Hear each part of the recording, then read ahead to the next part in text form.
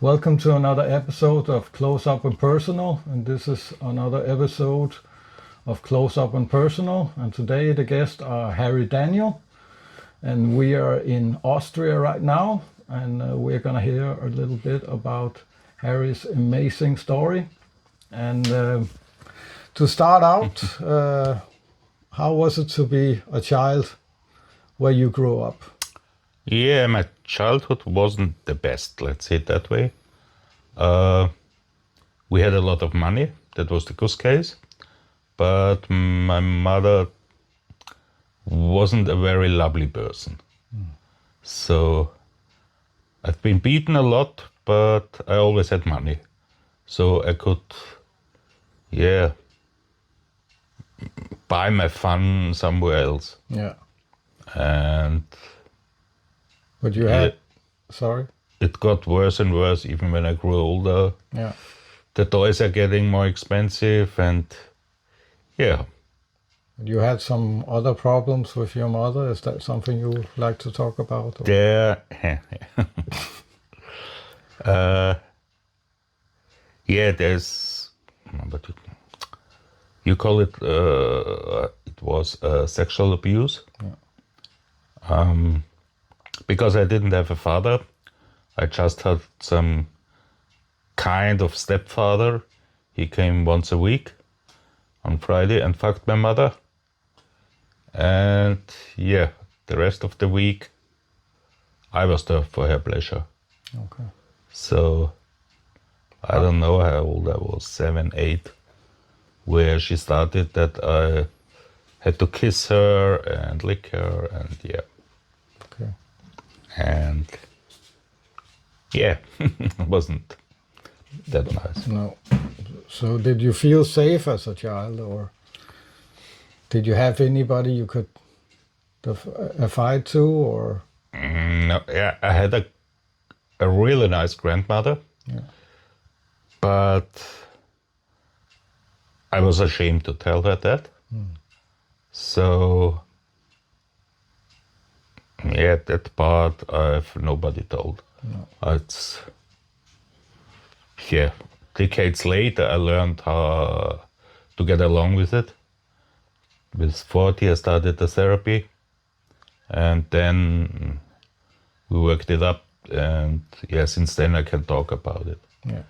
But before it was just, yeah, Just a I secret. felt violent, safe with violence, Yeah.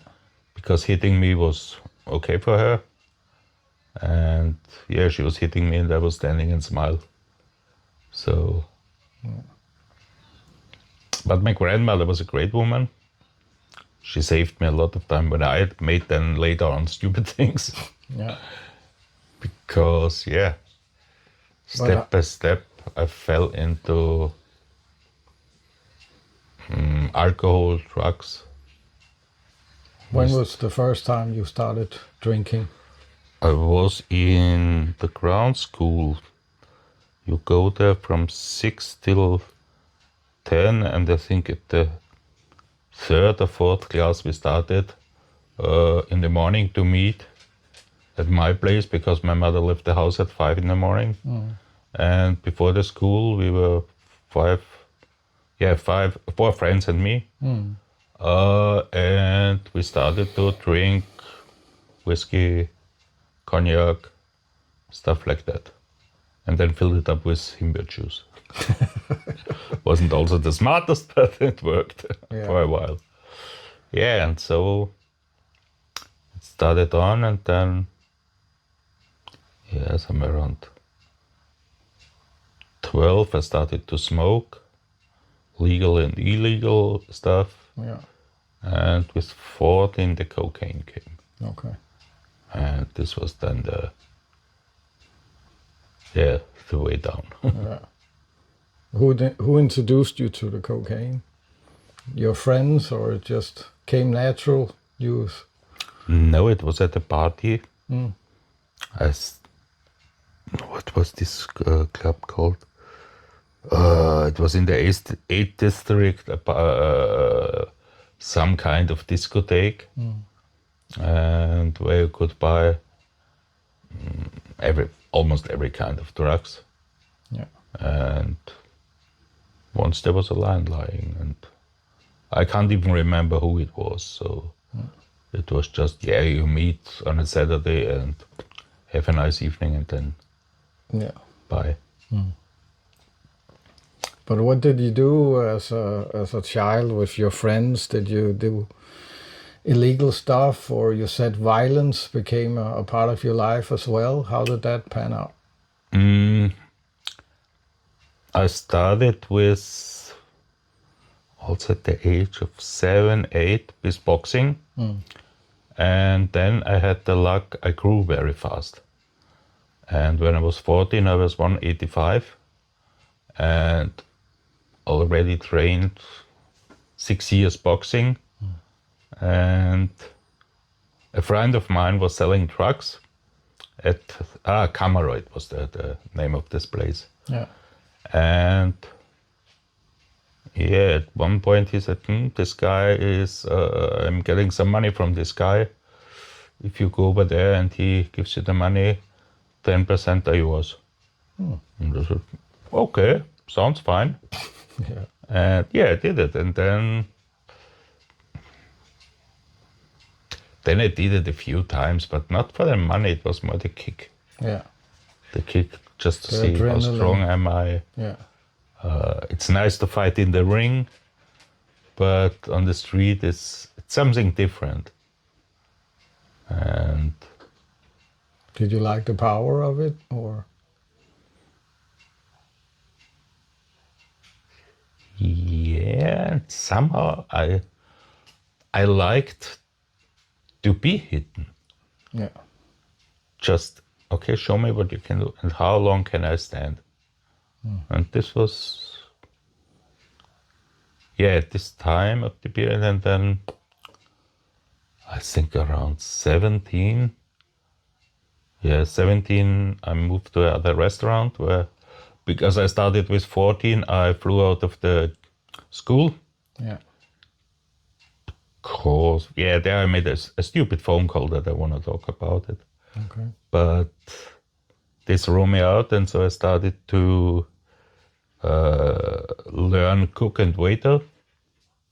And cooking I always loved, so I thought it's a good job.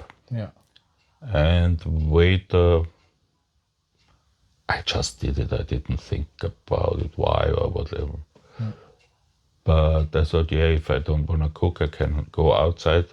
If I don't want to be outside, I go inside the kitchen. So, and but when you come with 14 into the gastronomy, especially in the night gastronomy, it's not a good idea. You get a lot of money as cook and waiter, at least at that back days, Yeah. and you don't have the brain for the money. It comes in and you throw it out, and then the drugs were no problem anymore. So And the long working hours. yeah, we worked from at the Marfello. We worked from 9 o'clock till 11:30, 9 o'clock in the morning, till 11:30 in the night. And in the afternoon, you had 4 hours break. Yeah. And then out partying. 6 days in a row. And yeah, between you were partying because we were, I think, 18 young people, young boys, between 14 and 19 maybe around. Yeah, of course, we had just fun. It was just fun. And You also got to be a part of the left-wing movement. When, yeah, and how did that start? That started when I was 17, and I lost my second job with 17. Yeah, I was 2 years at Marfelderhof. They throw me out because I did something wrong in the kitchen. Then I was 1 year in the 21st district. They throw me out because I didn't like the mother of my chief. Okay. So, yep. And then I started in a night pub with 17, and there were always the meetings from the Four Paws, this organization, and there I met then, people going into the movement for animals, and over there were a few from the black,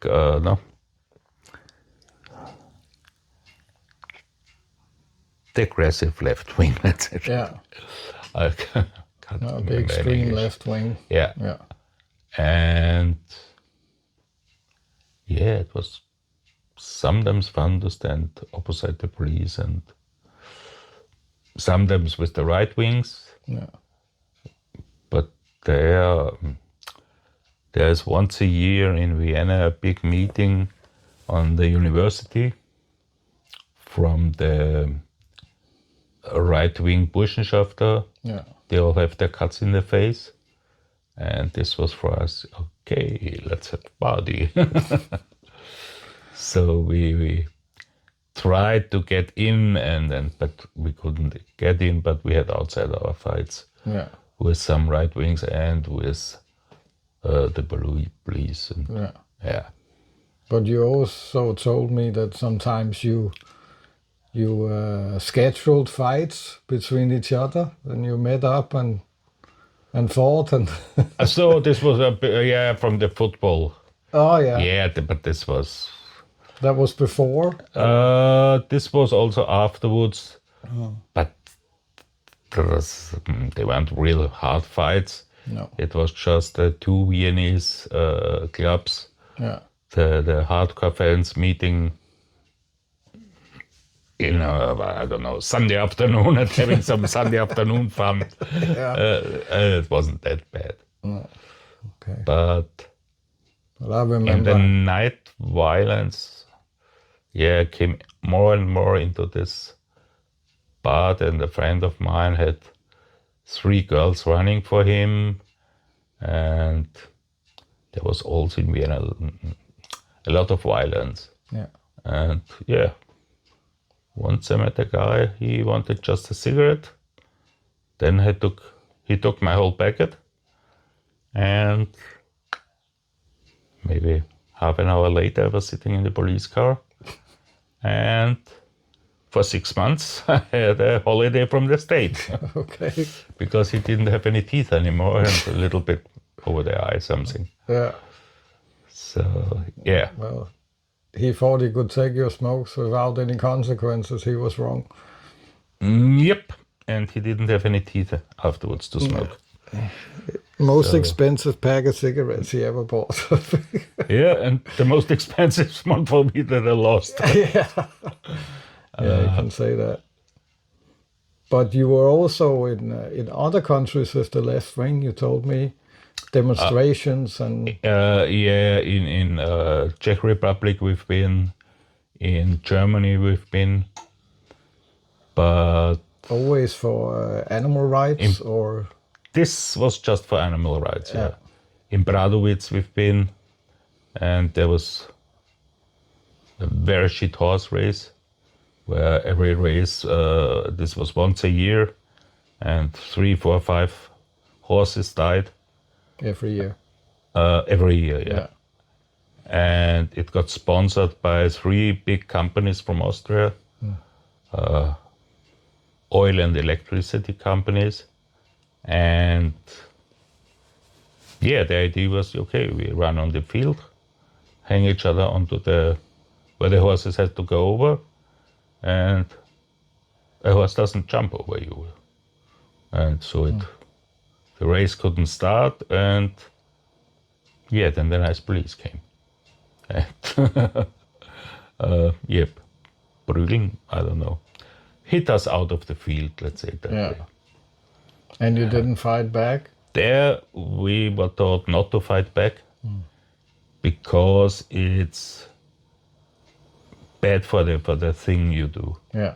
The idea, because we were filming it, and then the boss of the Four Paws and Global went to the big companies and said, look, this is what you're sponsoring with your money, do you really want that? Should we really make it on public? And he said it took maybe 1 hour, and it was clear it will never be the same again, because they said, no, we want to have this, and of course we will change the race Yeah. or take some money back, and Yeah. that's why, yeah. That was a win for you Yeah. and for the horses, Yeah. of course. Yeah. But you traveled a lot. In that Yeah, period as well. before it was just Europe. And yeah, after my holiday from the state, I had another 2 years. Riding my bike, having fun, but having also a little bit too much alcohol, too much cocaine. And I know one evening I was arguing with one of my best girlfriends at the bar, and we argued something stupid. I can't remember. It was really stupid, we found out later. And I left in anger, and besorgen. Half of the time I was on my back wheel just to get my anger out, and but it was raining, and 500 meters before my home, the bike went down and the front wheel slipped away, and I crashed into a parking car. Okay. And my bike went further on. And the funny thing was, the police told me after in the hospital. The problem was it was 4:30. It was raining as hell. Nobody was around, but there was a homeless man walking home or walking somewhere, and called the police, and they found me, but they didn't find my bike the first 15 minutes or so. Okay. Because it parked himself on the other side of the road between two cars. And then I woke up 3 months later with a lot of cables in my mouth. And then I was another, I think, 3 months on the intensive station. And this was a happy time. You're just filled up with every kind of drug. And the good thing about it was I didn't feel any missing of cocaine or alcohol because of the drugs, and they reduce it anyway. Yeah. So it was quite easy from that point. Yeah. From the body. Yeah. But you told me you almost lived in another world. You told people about things that wasn't there, and This was years later. This was that was the my last. Okay. So the Big first exit. time. The first one was quite relaxing. Yeah. And but you there didn't. was a young doctor came in and said, your life will never be the same again. And I just, okay, I've got a second chance. Let's see. I want to make something different. I don't know what, but I want to make something different. So because of the drugs and the situation, you didn't feel any withdrawals, but you started to take drugs again afterwards? No, No. just my medication. Okay. So it was accident made you clean? yeah, from alcohol and everything. Yeah. And then I was 9 months on rehab. Yeah. And being clean on rehab was at that time a very difficult thing, because after 4:00 in the afternoon, all the wheelchair users were sitting together having beer. Okay. And it was at that days back, we always said we are in really the biggest motorbike club. because there were so many. Yeah, at that time were falling down the walls by building a house or motorbike. Yeah.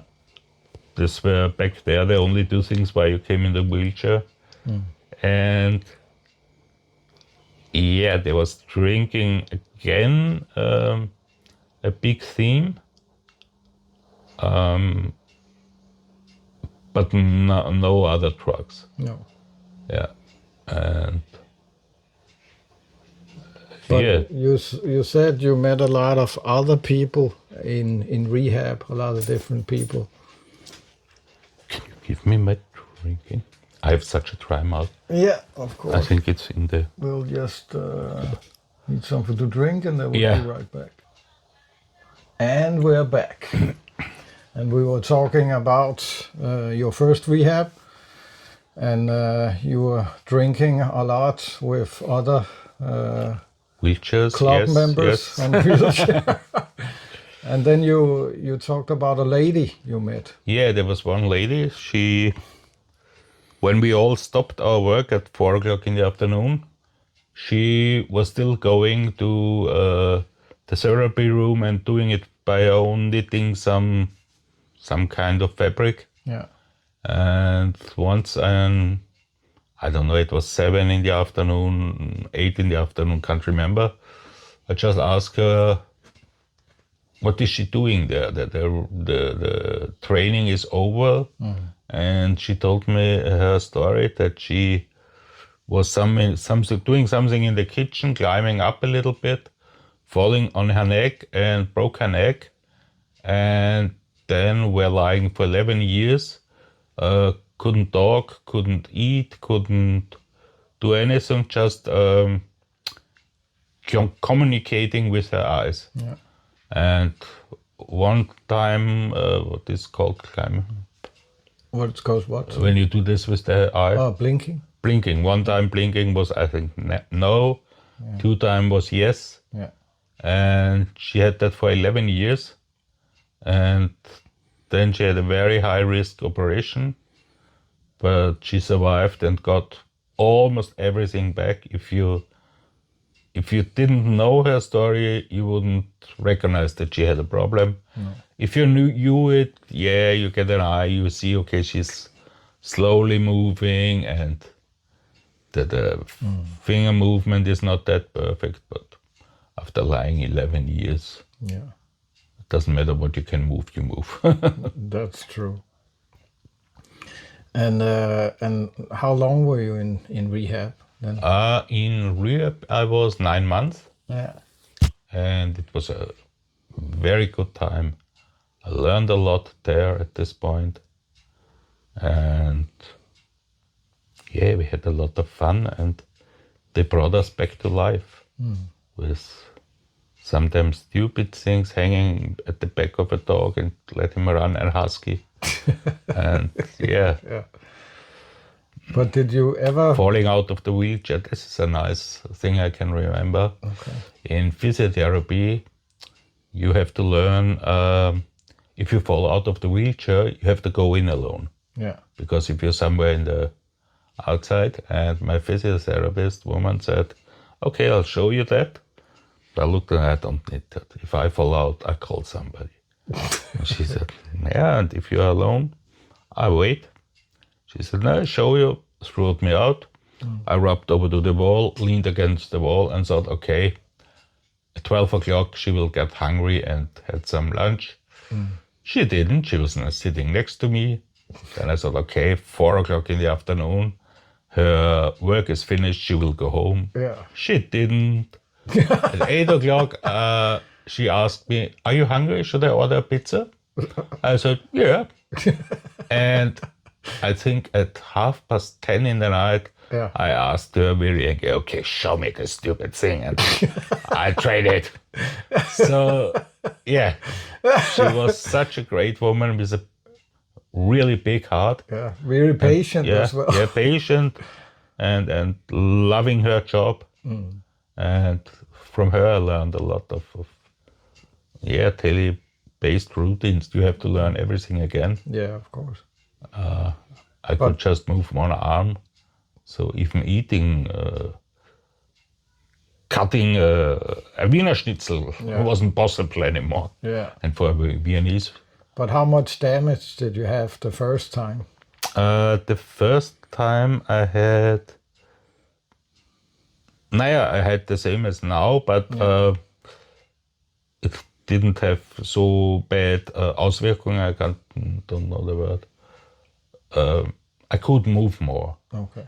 But I broke, it started at my third neck bone. Yeah. And the bigger one was the fourth of the chest bone broke, and altogether I think 19 bones broke. Okay. So quite a lot. But did they take your arm also? This was many years later. Okay.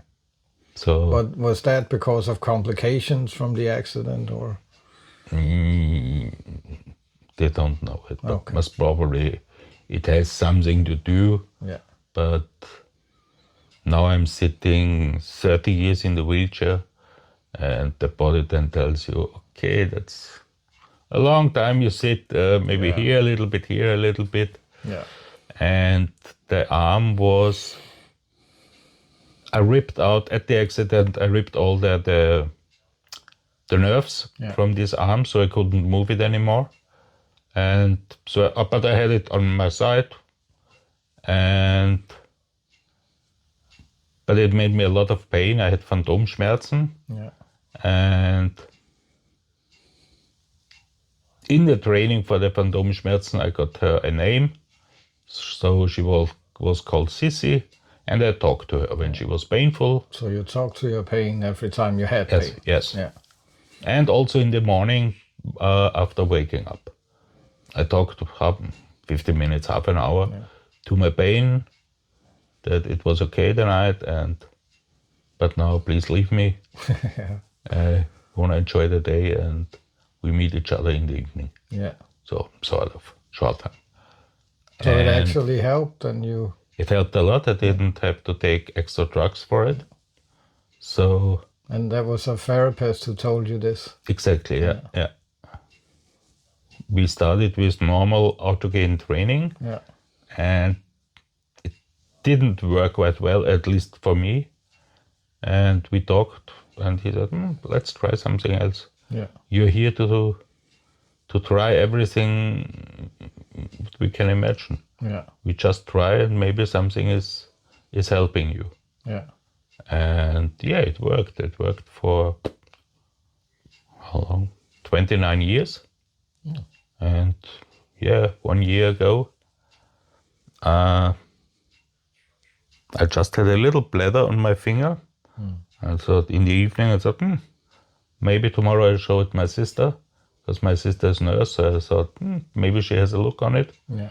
And in the morning when I woke up, the whole arm was covered with bladders. Okay. So, okay, I have to call her quick. Yeah. And we drove to the hospital. At the first hospital, they said, it's an infection, but we don't know what to do. And then they brought me to a bigger one. And there they said, we don't know what to do, but if it goes up, it's dangerous for the body. Could we cut your arm off? And this person said, I don't know. Should I or shouldn't I? Yeah, it would be better if we do it, but if you don't want, we can try something else, but the danger is very high that the infection goes in your body. So I said, okay, then man, cut it off. You have to decide, I don't know. You're not a doctor. So, should I? Yeah. Should I throw a coin or what else?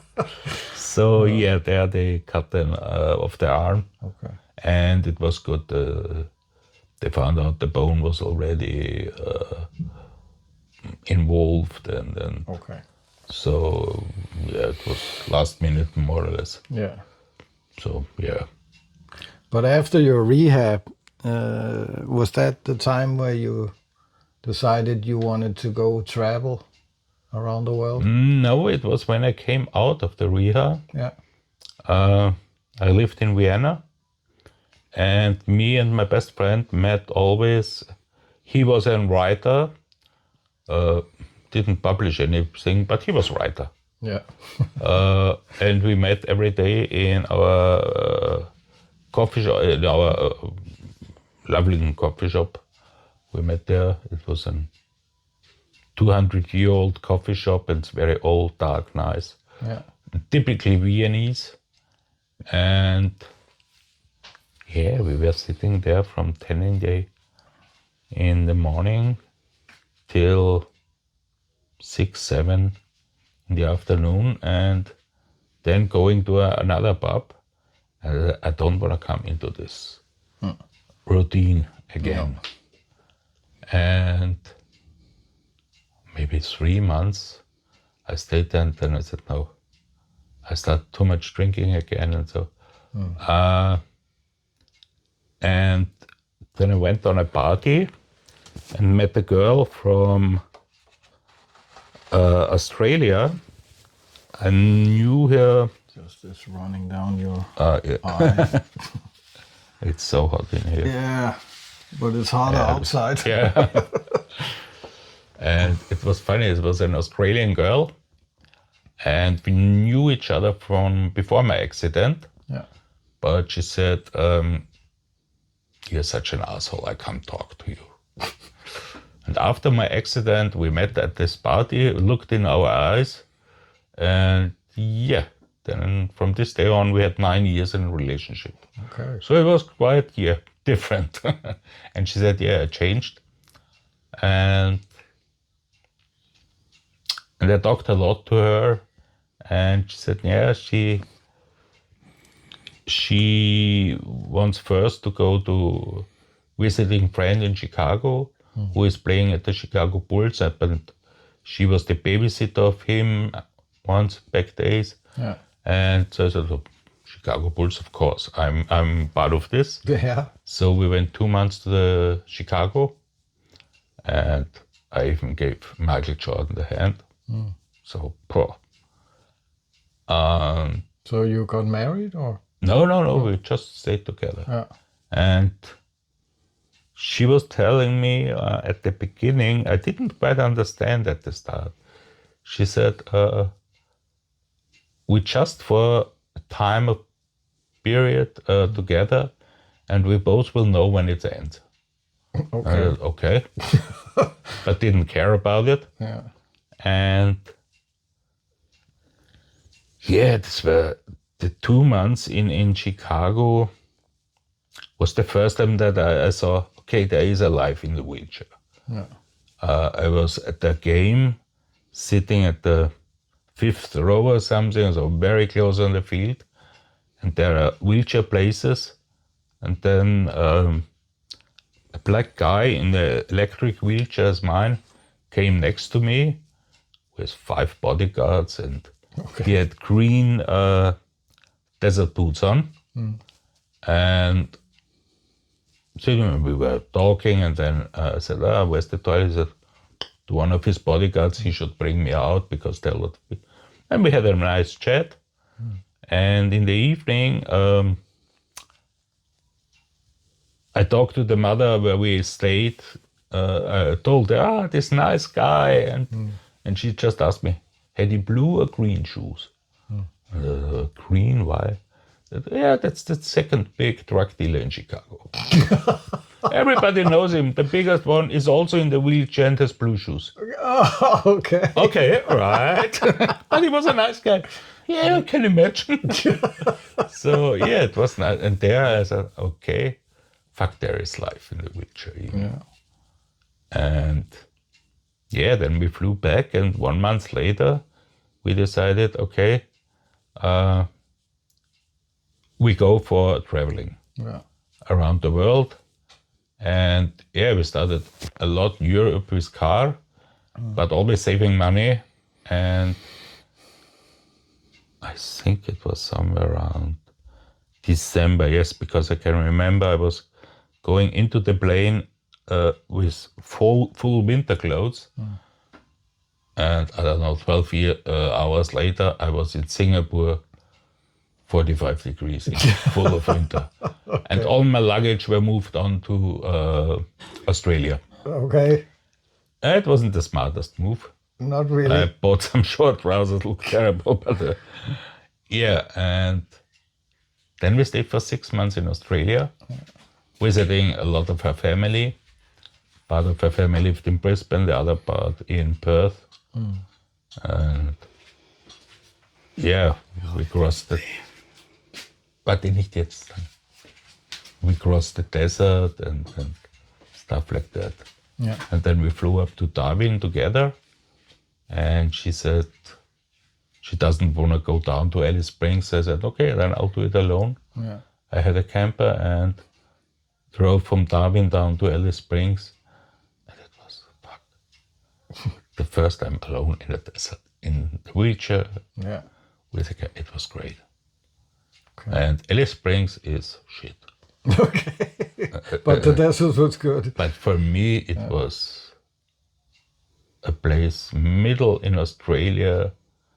I'm alone with my wheelchair and wow, I made it. Yeah. But wasn't it hard to get around in a wheelchair in the desert? I just went on the gravel road. Okay. You can't go now. No. It's not, even I don't know, even with special wheelchairs, you can't go really No. through the sand. It has to be hard sand, then, Yeah, of course. then you can move. But yeah, then I slept there, then I went back. And from Darwin, yeah, we went back to Perth.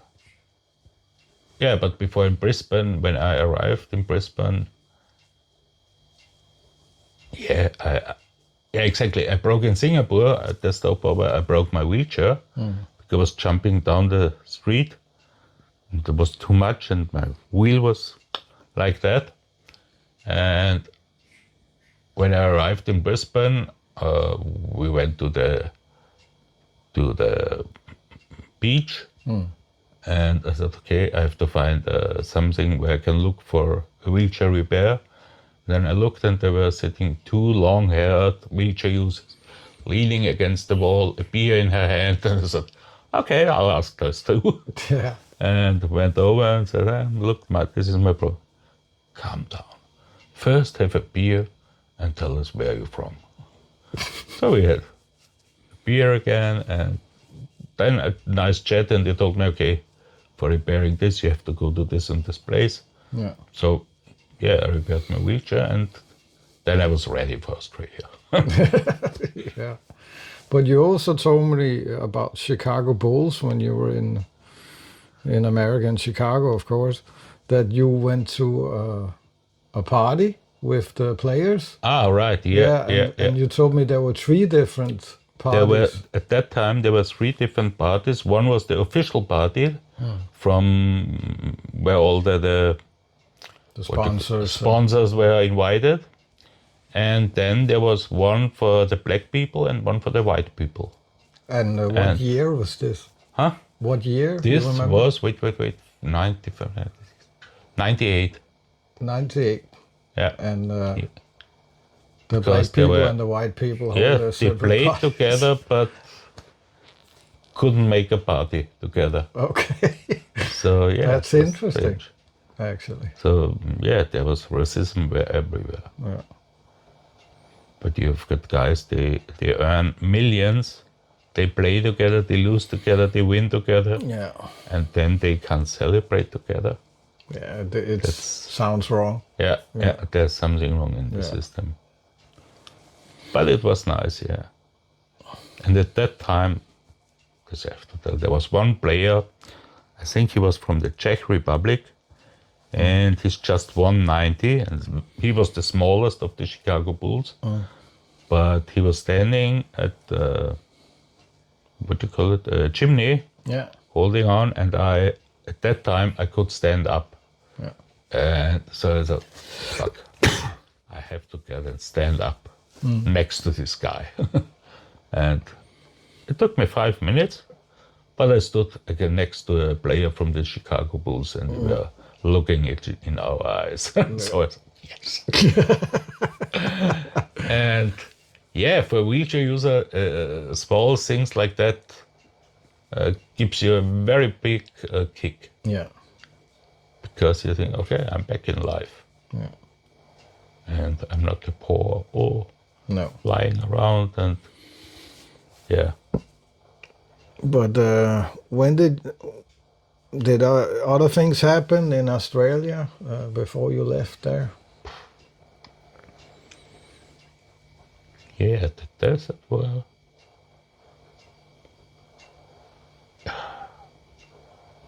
Or where did you went after Australia? after Australia, I was a time in, yeah, I was 3 or 4 months in Austria because I wanted to get a fixed visa for Australia, Okay. but they didn't give it to me. Okay. So you couldn't go Because you have, back. I could go back, but not longer than 6 months. Okay. Yeah. And I said, for me in the wheelchair, it was too unsecure, because I don't know how long pays the Austrian state. The Australian state, I'm sure, doesn't pay anything, and because they have no movement with Austria. So, and then I said, okay, what I'm doing. After 3 years, when they said, we don't want you anymore, because I can't remember how many years it would have been. I think 7 years. Okay. So I had to, just to fly over to Singapore. There's an Austrian embassy, Yeah. or a German embassy, it doesn't matter. And get the sign and fly back. Normally it shouldn't be a problem. No. But yeah, with the wheelchair, Too much of a risk to lose. yeah, your and pension if something and breaks on everything. my wheelchair, this stuff is so expensive, Yeah. you can't easily buy it. No. So Yeah. for this wheelchair, you easily get a car. So Yeah. it's, It's very expensive. yeah. But where did you go afterwards? Then did you Then we travel stayed more? a lot in Austria, Yeah. and then we just went once to Italy to visit friends of her at Como, and her mother moved also from Australia to Saracomagina on Como Sea. But then I started in a library in Vienna Yeah. at a small institute, and because I was always yelling, "Oh, I can't find a job, I don't know, I'm so bored, I don't want to do this, blah, blah, blah, blah." And a friend of mine said, "Hey, listen, at my institute, the librarian needs help, and I made an appointment for you by my boss." Yeah. And I said, "Stupid, I have no idea from books. I know they exist, yeah, but Yeah. not more." And he said, "It doesn't matter, but just shut up and go there." And I went there, and we immediately felt we had a good energy, but we were just talking about traveling and the wheelchair and blah, blah, blah. And after 45 minutes, he said, "Okay, that's fine. Have a nice day." And I said, yeah, it's fine, thanks. Sad that it doesn't happen with the job. And she said, "Did I say anything about that? You've got the job." I said, "We didn't talk about this." She said, "You can learn everything. I just looked if you fit into my team." And yeah, now since 2000, I made then the study next to the work. I made the study for a librarian. Yeah. And since 2005, I'm working in a library. Yeah. And yeah, You didn't work as a cook again after you got in a wheelchair? no, because it's too dangerous. You miss it? I stopped cooking in the last year because of my body, Yeah.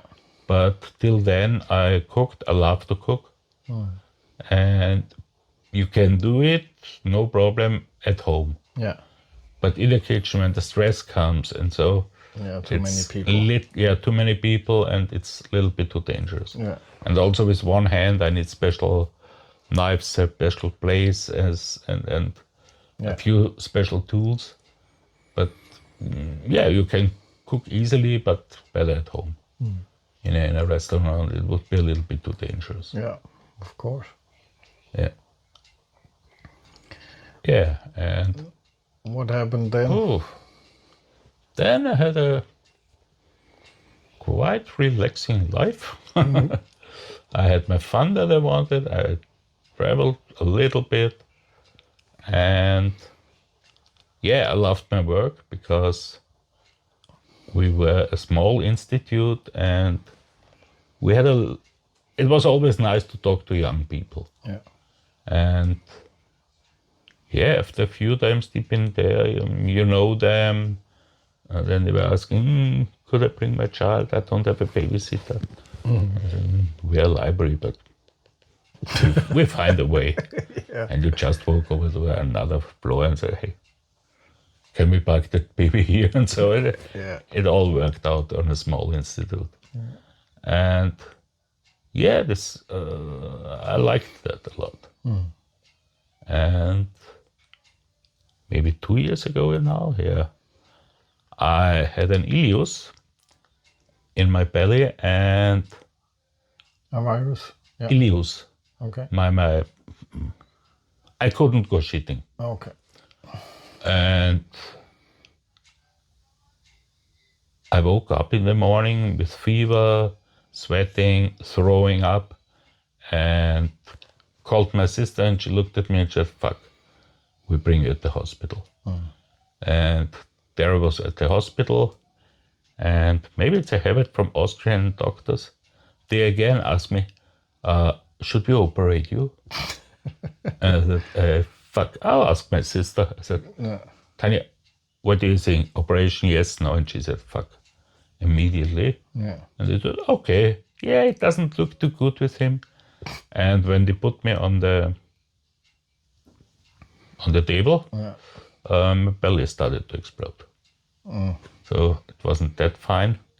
I had a stoma before, then they had to make the stoma again. Yeah. And then I was lying, I don't know, I think 10 or 14 days with an open belly on the intensive station. And got again bloody good drugs again. And after that, they closed my belly. And then I came onto,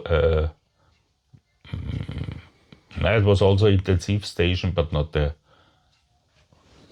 highest level. Yeah. And there I was lying completely on drugs and had the funniest seeing. For me, it's really real. Even now, after 1.5 years, if I think back those days, it's a real picture in my. It was the truth. Even other people tell me it can't happen, and I know it can't happen. Yeah. Because I looked over to another guy, he's also on the intensive, and in the evening, his whole room filled up with water, and he was swimming in this water, like an aquarium. Yeah. And in the morning, they left out the water, and he was lying in his bed again. And a picture like that. Or they parked me always in the night in an LKW in a truck, and I had to sleep in a truck outside the hospital.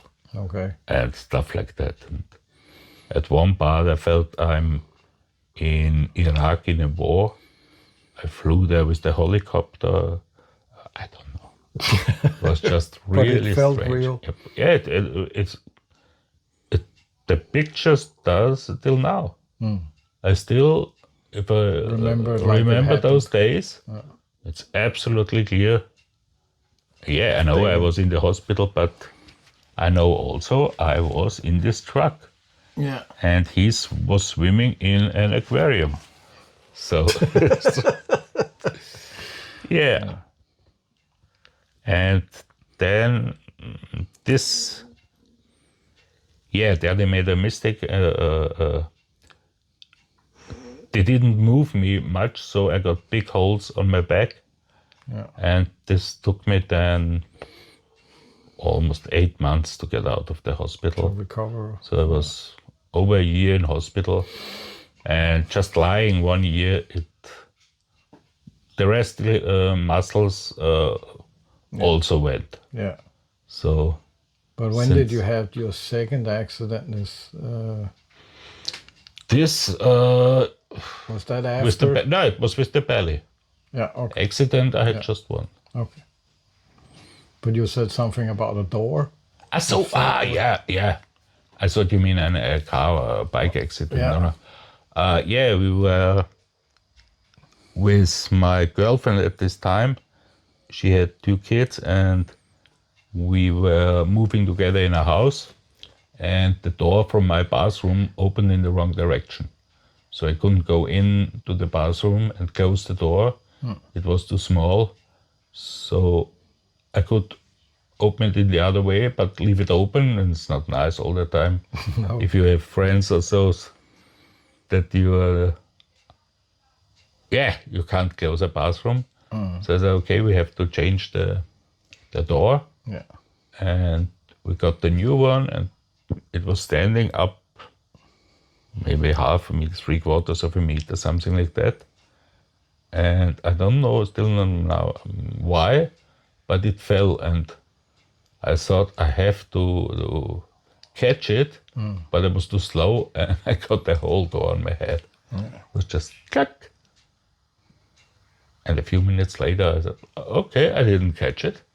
So I lost a few minutes, Yeah. and there something, it was already broken, and this activated a sickness. It's called syringomelie, and it's just my back doesn't move the water in the spine, Okay. because you have got from your brain down your Yeah. You the whole have spine you have this liquid, running up and down. and at my thing at the third neck bone, it doesn't move anymore, Okay. and so I lost this arm almost. Yeah, Yeah. I can move him a little bit, but And you told me before that happened, you could walk with help about 100 if meters. I could hold on, Yeah. I could walk up till 110 meters, I think was the most. Yeah. And going up steps was, I think, the 6th or 7th floors I could make up and down. So the legs were quite good. I couldn't hold on the, what do you call it? Gleichgewicht? The balance. Yeah, the balance, yeah.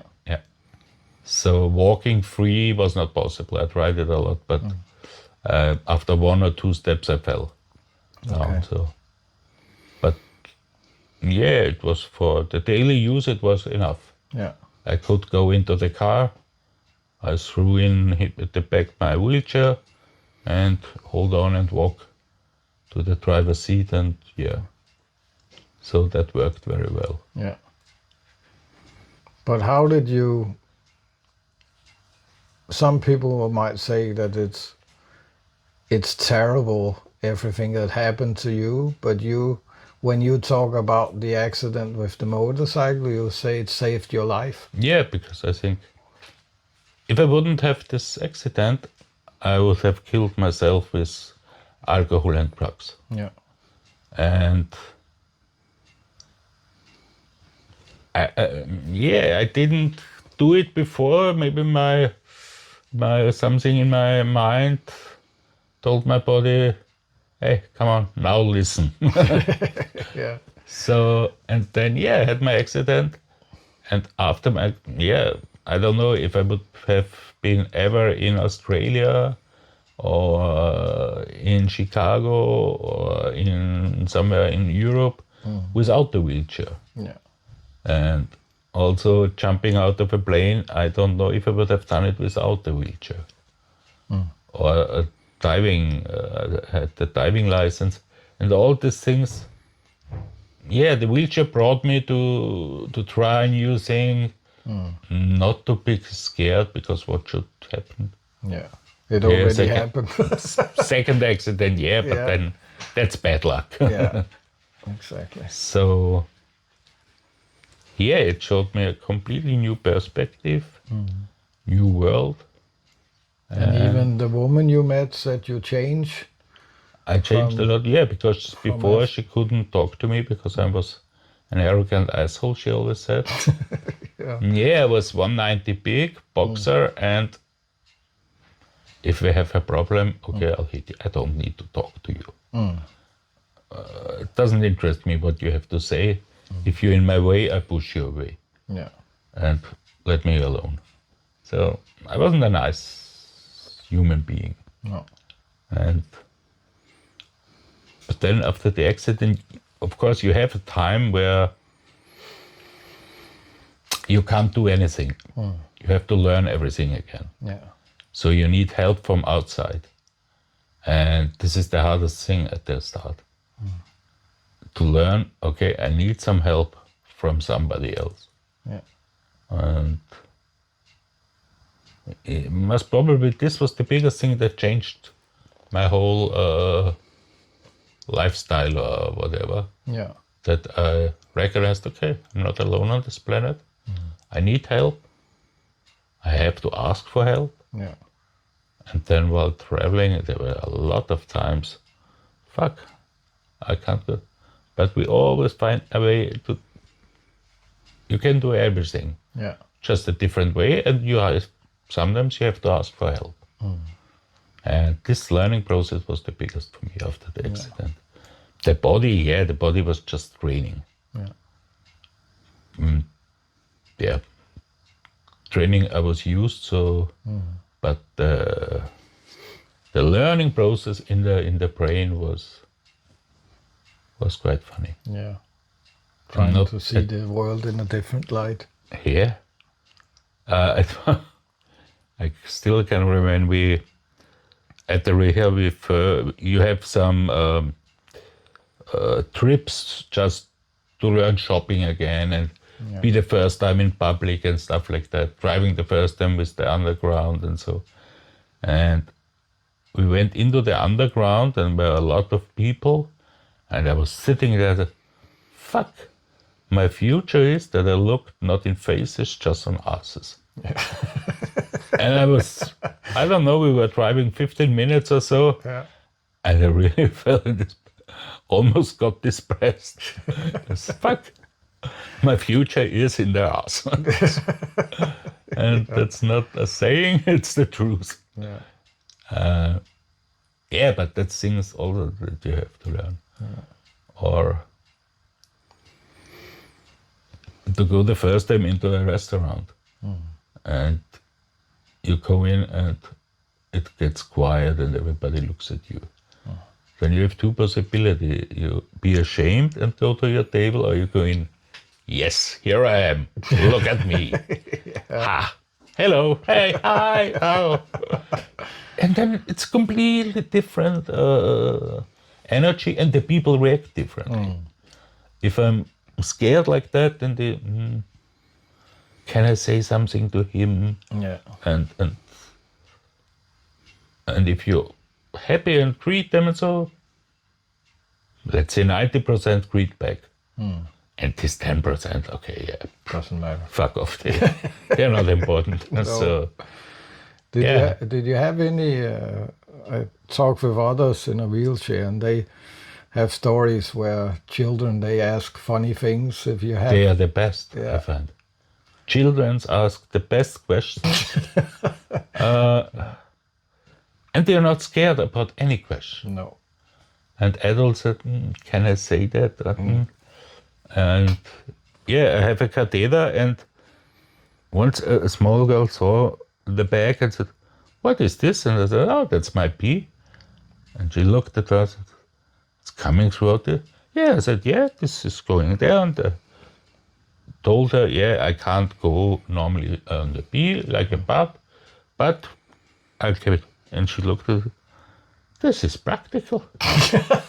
And I said, yeah. And I don't know, I have no idea how old she was, 5, 6, something like that. A small kid before the school.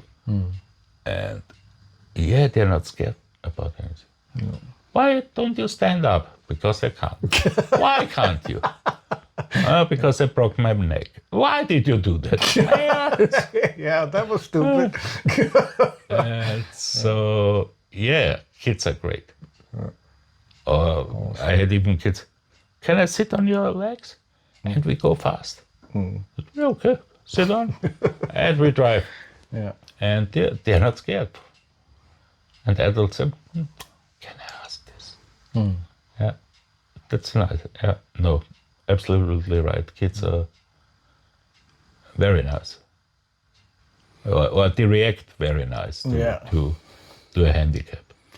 If another person were to be in a similar situation like yours for the first time after an accident in a wheelchair, what would you, is there something special you want to say to such a person if they feel... Just try everything that comes in your mind. Or try everything that somebody tells you. Just try.